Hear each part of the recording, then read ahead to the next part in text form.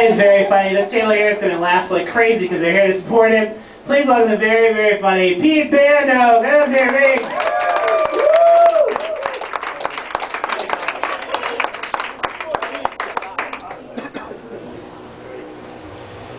All right, thanks, Doug. Well, broke up with my girlfriend. Yeah, we got in a big argument, and she said, "How'd you like me to stick my foot up your ass?" And I said, "Go for it. Usually I have to pay a prostitute $50 to do that." Oh! So that was that. And you know, being older, it's tough to meet people, and you know, every day the belly's getting a little bigger. Got the bald spot getting bigger. Get that from my father. I can thank him for that. He's in his 70s. And he still likes to refer to himself, he looks kind of like George Costanza from Seinfeld. He still likes to refer to himself as having a bald spot. I'm like, Dad, that's not a spot, that's a head. You have a bald head. So, with baldness, you know, the old rumor, it's like a urban myth. They used to say it was due to excess testosterone, too much testosterone. And I've never once had a woman come up to me and go, "Hey, Honcho, just checking out the back of your head and notice you're going bald. I bet you're just chock full of testosterone, aren't you, stud?" That's obviously a rumor like invented and spread by bald guys. No other way. So recently Obama came out for gay marriage. And he kind of drug his feet on that for a long time. It's looking like a more of a political move than you know, change of heart to me. You know, I never really got it because, you know, right at the beginning of his presidency, he overturned the "don't ask, don't tell" in the military. And I never got that one either. I mean, I was in the military for a few years, and you know, no one ever bothered me, and believe me, gay guys find me adorable. Doug, can I get an amen? Amen. All right. A little more enthusiasm than I thought, but I'll take it.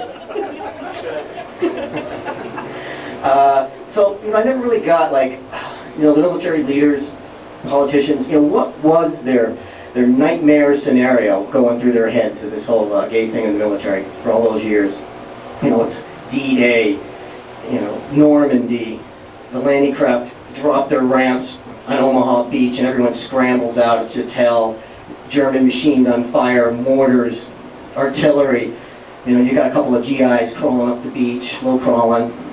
And in the midst of all this chaos, you know, their eyes meet and it is on. You know, cut to that 1953 classic From Here to Eternity, but instead of a Burt Lancaster and the captain's wife rolling around on the surf, you got two decked out GIs, you know, with their platoon sergeant over there. "Hey, you two, knock that off. Get up those cliffs, take out that bunker."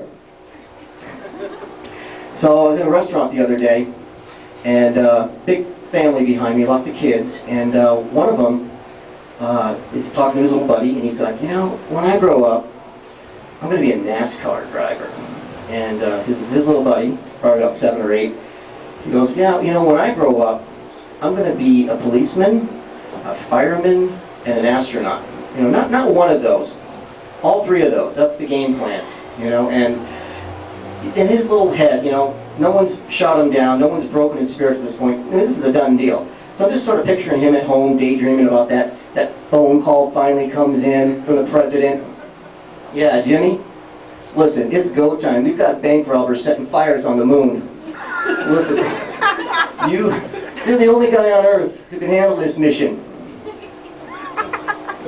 "Oh my God, you called the right guy, Mr. President. Deputy Fire Not Jimmy is on the case." So, you guys seen The Avengers? Woo! Yes. Me and her, okay. You guys gotta go, it's awesome. I love all the Pixar movies and the superhero movies, and you know, thank God I've got a 10-year-old nephew, so I can go to these things without looking like a total creep. Our favorite character is the Hulk. David Banner turns into the Hulk when he gets mad. I was a little disappointed. He didn't turn into the Hulk until like halfway through the movie. And it never hit me before, but I'm watching it and I'm like, you know, thank God the Hulk doesn't lose all of his clothes, you know? How bad would that be? Hulk smash! And then I'm thinking, you know, maybe it'd be awesome. You know, that would be pretty sweet, actually. I'd pay $16 to see that in IMAX 3D. I think I would. But then I'm thinking, you know, maybe the crime rate would go down. You know, think about it. If you're like some super criminal, and you mix it up with the Avengers, you end up fighting the Hulk, and you know, nothing's going to take the wind out of your evil sails. Like if every paper in the United States prints a full-page spread of you being beaten with a giant green penis. It's gonna be over, man. No one's gonna respect you. You know, once you got out of the hospital, you just would have to like hit the street looking for like a solid, honest, you know, job. I can just picture it. Well, looking at your resume here, Dr. Cyclops, you look like you're more than qualified for a crew position here at Wendy's. I hope you don't mind me asking. I noticed your left eye swollen shut. Yeah, I don't really want to talk about that right now. All right, guys, you guys have been great, okay? Thanks for coming out. Thanks, Doug. Give it up for Doug. Who brought us all together to do this. It was a great job. Here you go, MD Bando. Come on, guys. Oh, you wear a suit. I'm dying. Look at this, though. Give a round of applause to everyone else. First timers. The hardest night of comedy. Until the second time, I lied the whole time. All right, we have a couple of pro comics to share with you tonight, and when I thought about people to ask for this, these guys' names jumped to the top of my list. They're very different from each other. They're very cool. They're very funny. This first guy is the coolest guy around. He's got the snazziest pants you've ever seen in your life. He's Manchester's own, very funny. Please welcome to the stage, you guys, Jay Shanoy. Come on.